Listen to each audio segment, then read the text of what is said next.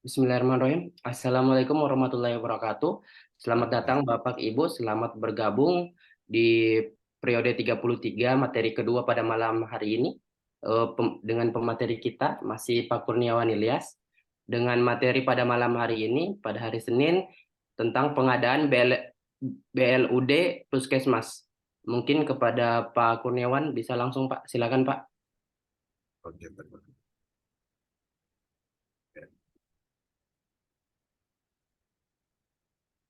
Oke.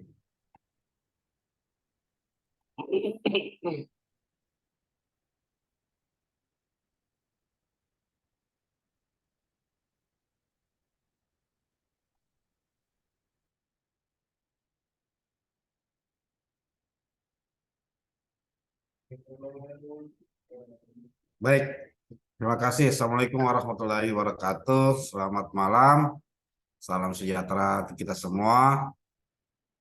Materi malam ini saya coba kolaborasi lagi, saya menambah tentang peraturan pengadaan barang dan jasa Puskesmas ataupun juga fasilitas kesehatan tingkat pertama FKTP ya, milik pemerintah daerah yang bersumber dari dana kapitasi BLUD atau non BLUD itu sendiri.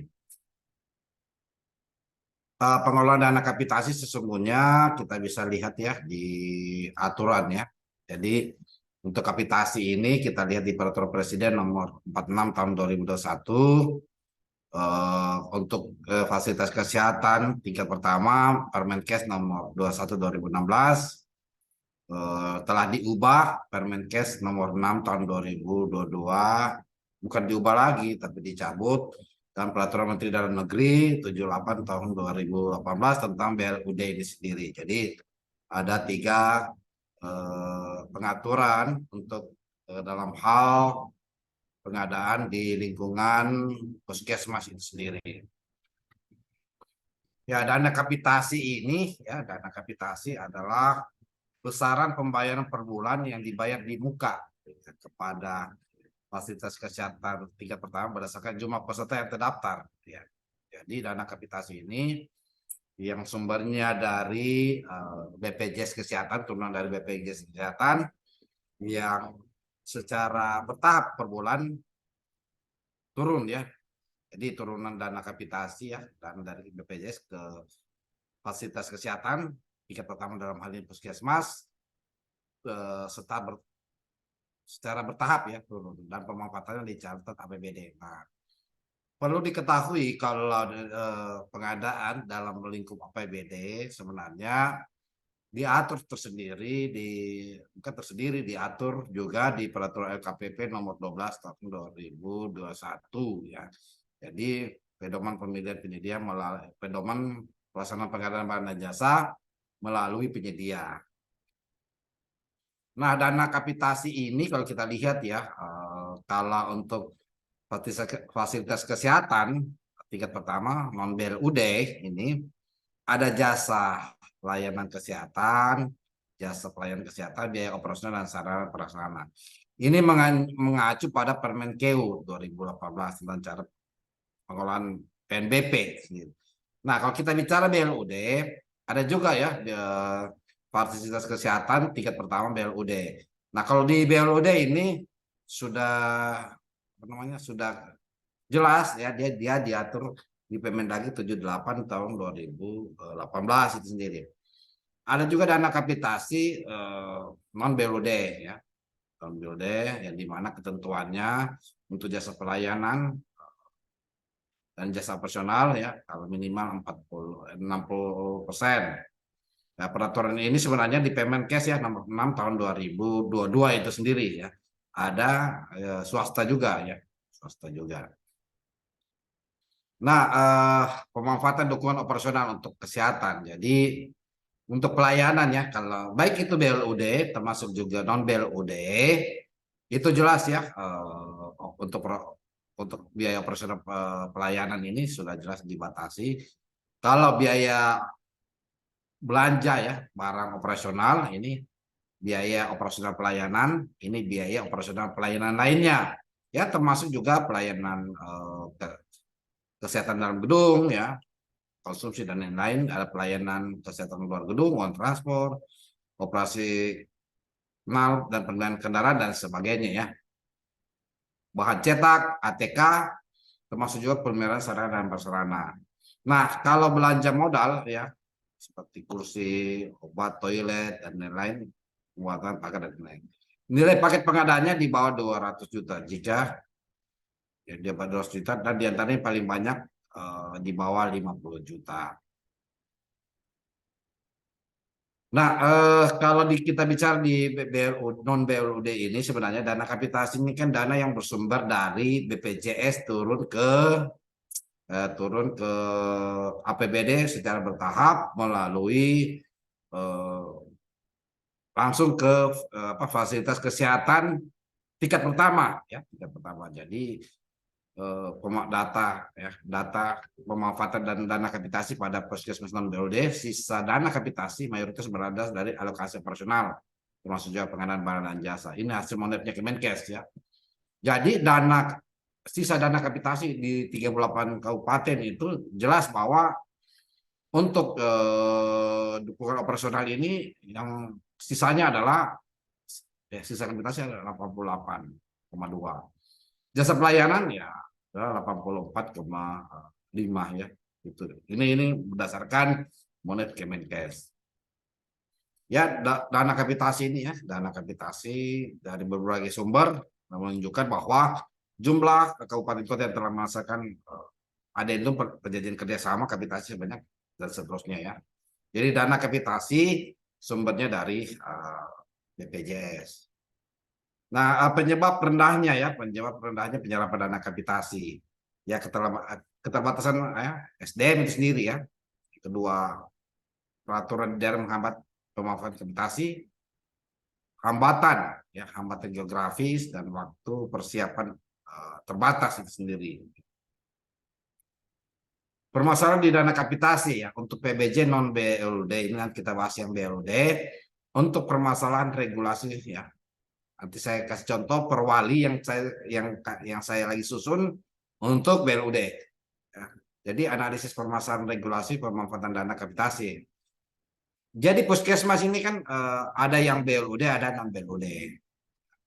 Untuk pengadaan barang jasa non BLUD, ya, non BLUD harus memiliki perangkat pengadaannya. Apa? Harus memiliki PPK, yang memiliki sertifikat, ya. Ini permasalahannya. Yang tidak memiliki perangkat juga pengadaan dilaksanakan puskesmas, pengadaan dilaksanakan oleh dinas. Kalau memiliki perangkat pengadaannya, maka pengadaan dilaksanakan oleh puskesmas. Kalau tidak memiliki perangkat pengadaan, maka pengadaan dilaksanakan oleh dinas kesehatan. Ya, jadi obat ini, ya, habis pakai, ya, dugaan opsional dilakukan oleh SKBD dinas kesehatan sesuai ketentuan perundangan. Ya, pengadaan yang mempertimbangkan ketersediaan. Ya. Itu. Jadi intinya adalah kalau memiliki perangkat pengadaannya, maka sudah dari puskesmas saja yang non BLUD. Kalau tidak memiliki perangkat pengadaannya, maka diadakan oleh dinas kesehatan itu sendiri. Nah, memang sudah ada perubahannya, yaitu peraturan Menteri Kesehatan nomor 6 tahun 2022 ini sendiri. Jadi kami berdiskusi sama LKPP dengan Kementerian Kesehatan pada saat pembahasan ini yang memberikan masukan kepada Kementerian Kesehatan dengan LKPP itu sendiri. Nah, permohonan pengecualian regulasi tentang pengadaan. Jadi sebenarnya Kementerian Kesehatan ini, ya, mulai surat deputi, sekjen, dan asisten deputi jaminan sosial mengajukan sebenarnya pengadaan barang dan jasa di lingkup puskesmas itu sendiri, fasilitas kesehatan tingkat pertama, dengan meminta pengadaan itu tidak melalui model pemilihan penyedia barang dan jasa seperti terjadi di SKPD masing-masing, ya, SKPD pemerintah daerah. Ini sosialisasinya. Nah, perlu diketahui, ya, jadi pemberlakuan dana kapitasi ini kan kalau bicara di Perpres 16 tahun 2018, Perpres 12 tahun 2021, pengadaan itu, ya, pengadaan Ya. Kalau pengadaan melalui Perpres 16 tahun 2021, 12 2021, ini 16 2018, kalau melalui Perpres ini dia sumbernya dari APBD. Jadi pemeriksaan itu ya pemeriksaan dalam sebuah anggaran itu sendiri, kita lihat dulu ruang lingkupnya. Kalau dia sumbernya dari APBN, sumbernya dari pinjaman atau hibah, sumbernya pinjaman luar negeri atau hibah luar negeri, maka dia mengatur ini. Beda halnya yang di luar dari sumber ini, sebagian atau seluruhnya. Kalau di luar dari sumber APBD, APBN, hibah, pinjaman luar negeri, dia tidak diatur di Perpres pengadaan. Nanti saya kasih contoh ya. Nah ini tadi ya, sebenarnya perlu ada solusi gitu agar pengadaan barang dan jasa di FT ya, di fasilitas kesehatan tingkat pertama tidak diatur di sini. Jika sumbernya bukan dari ini. Kalau semua sumbernya dari APBD, APBN, pinjaman atau hibah, pinjaman luar negeri atau hibah luar negeri, maka dia diatur ini. Aturan Presiden 16 tahun 2021, 12 2021. Beda halnya kalau pengadaan ya, yang kalau kita ketahui pengadaan di BLUD. Pengadaan di BLUD ya adalah mengacu di Permendagri. Artinya apa? Pengaturannya lagi sudah tidak mengatur di peraturan Presiden nomor 16 2018 12 2021 itu sendiri. Karena kenapa? Ada sumber pengadaan di lingkup fasilitas kesehatan tingkat pertama yang tidak bersumber dari itu. Apa? Pelayanan langsung kepada masyarakat.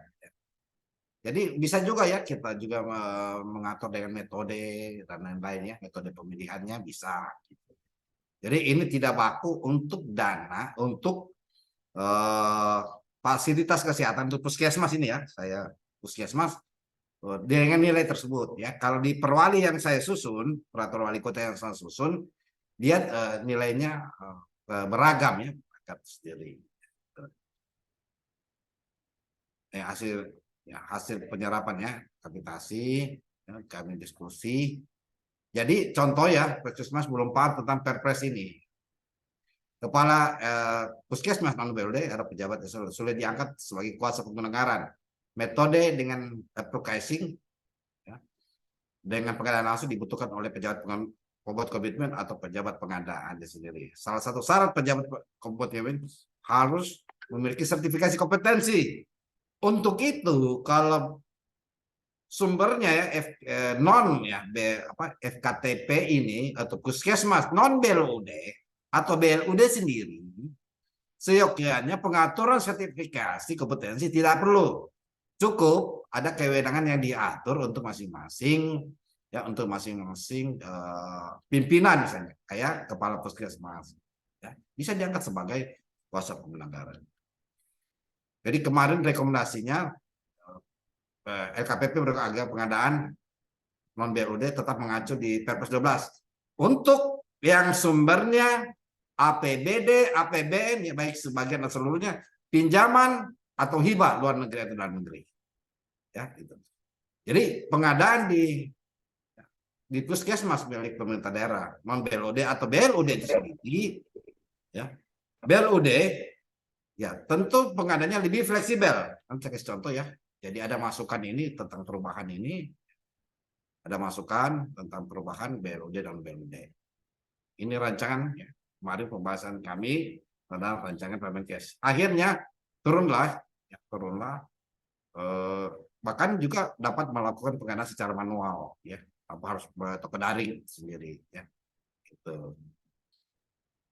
Selanjutnya ya kondisinya memang kenapa perlu pengaturan tersendiri dalam bentuk peraturan wali kota atau peraturan kepala daerah, bahwa SDM di puskesmas itu kita harus tahu ya, bahwa keterbatasan di SDM SKPD saja jarang yang memiliki atau lulus sertifikat kompetensi, apalagi di tingkat gitu. Karena apa? Karena fokus pengembangan sumber daya manusia masih terbatas. Nah ini implementasi dan turunannya ya. Jadi pengadaan non BUD sebenarnya khusus ya, kalau puskesmas non BLUD ini, non BLUD ya, tetap mengacu di Perpres 12 2021 sepanjang itu ya, sepanjang itu sumbernya APBD, APBN sebagian atau seluruhnya, hibah atau pinjaman luar negeri atau dalam negeri sendiri. Kemenkes tetap menarasikan bahwa kalau non BLUD ya, non BLUD ini tetap metodenya kalau dia sumbernya dari APBD Perpres ini ya. Gitu. Diskusi bagaimana implementasi peraturan PBJ dan seterusnya ya. Saya kasih contoh khusus untuk non BLUD ya, peraturan kepala daerah non BLUD.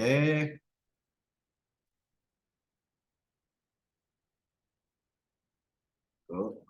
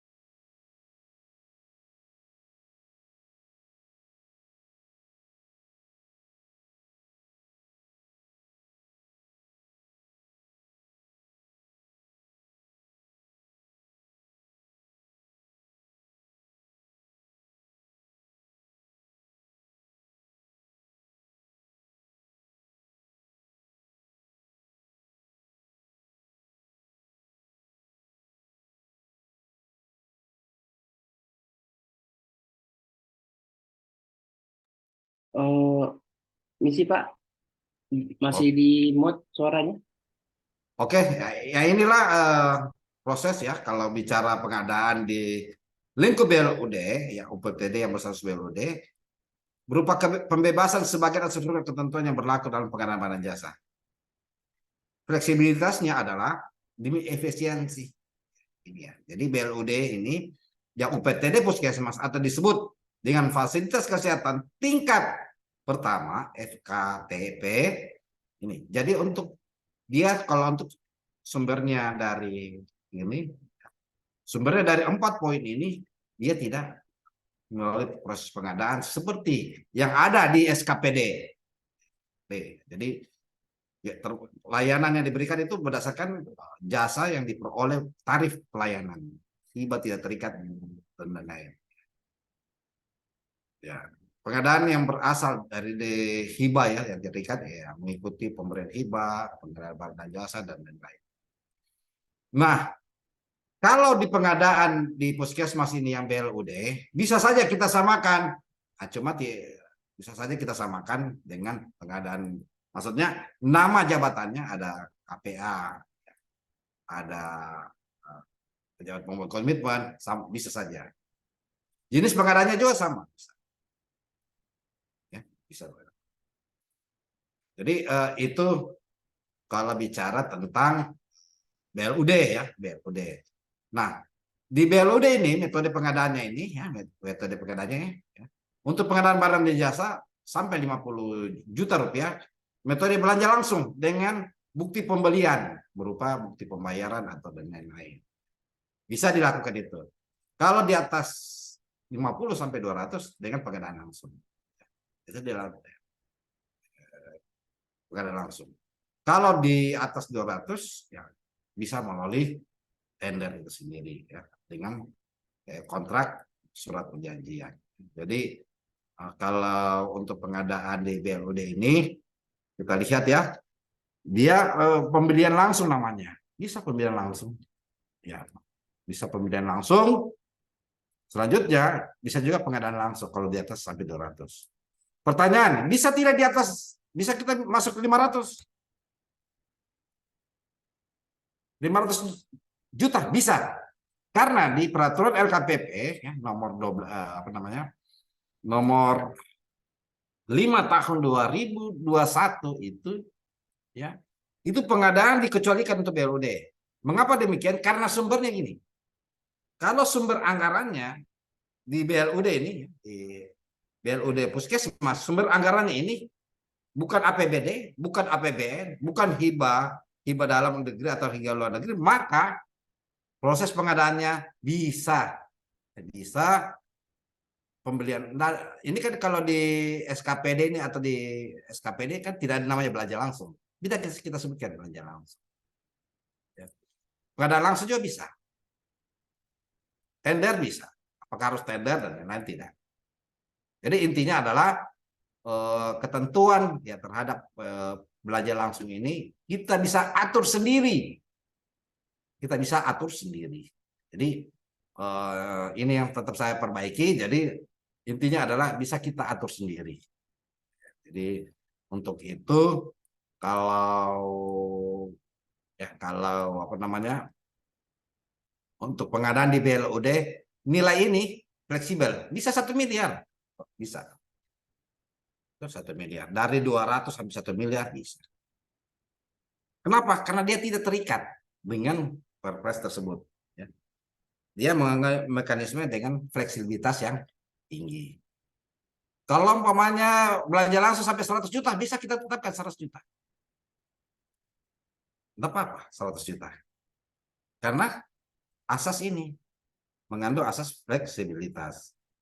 Yang penting sumbernya, ya, ya, bukan APBD, bukan APBN, bukan hibah luar negeri, hibah dalam negeri, pinjaman luar negeri, pinjaman dalam negeri.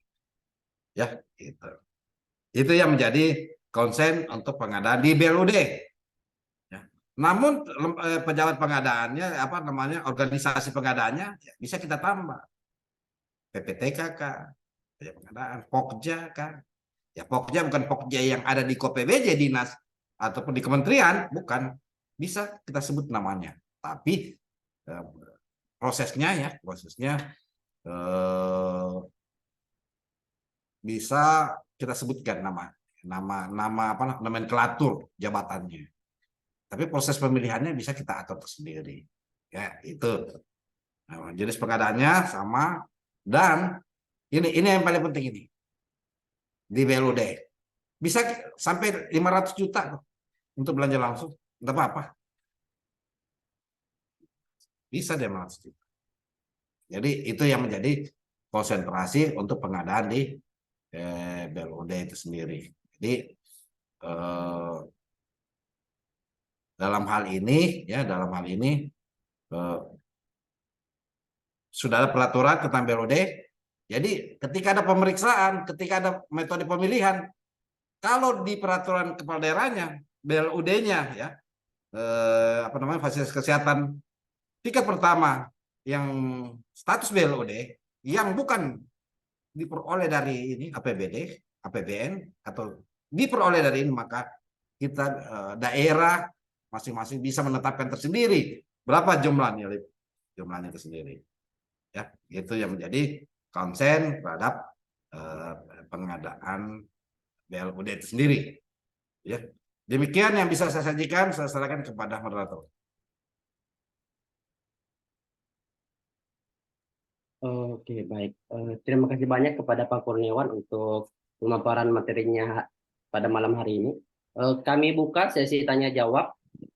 Bisa untuk pertanyaan bisa dituliskan melalui kolom chat ataupun raise hand, mengajukan tangannya, Pak. Silakan Pak, Ibu yang mau bertanya atau berkomunikasi langsung sama Pak Kurniawan bisa. Tentang materi pada malam hari ini, masalah pengadaan BLUD Puskesmas. Ada yang mau ditanyakan ataupun mau didiskusikan, bisa Bapak Ibu. Bisa melalui kolom chat.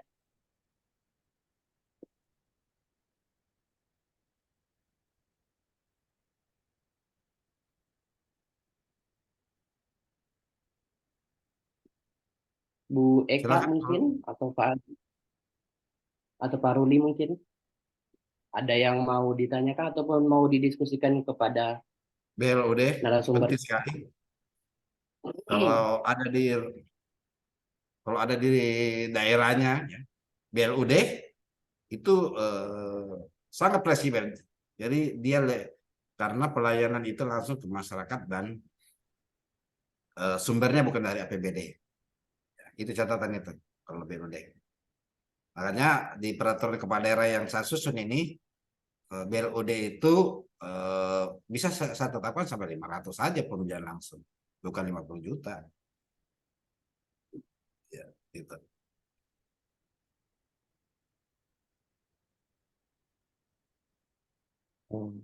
Oh, ini ada yang bertanya, Pak.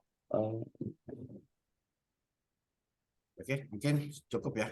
Kalau Iya. Kota BLUD, Ibu Eka, Pak Osmani, Pak Ruli, mungkin. Saya Pak Ruli, Ibu Eka. Sudah ada BLUD di tempatnya ya, Bu? Di Inspektorat apa ini? Kota apa ini? Atau Pak Osmani sudah ada BLUD ya? Di tempatnya?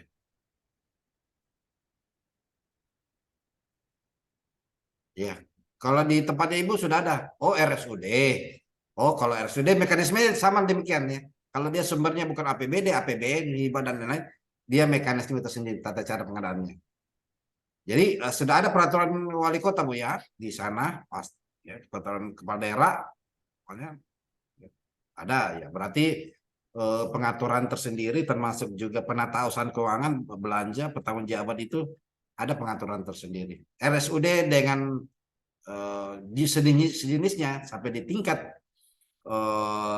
fasilitas kesehatan tingkat pertama itu sepanjang dia bukan APBD, sepanjang dia bukan APBN sebagian atau seluruhnya atau hibah dan lain-lain, maka ada pengaturan tersendiri dan pengaturan itu diatur oleh pimpinan BLUD.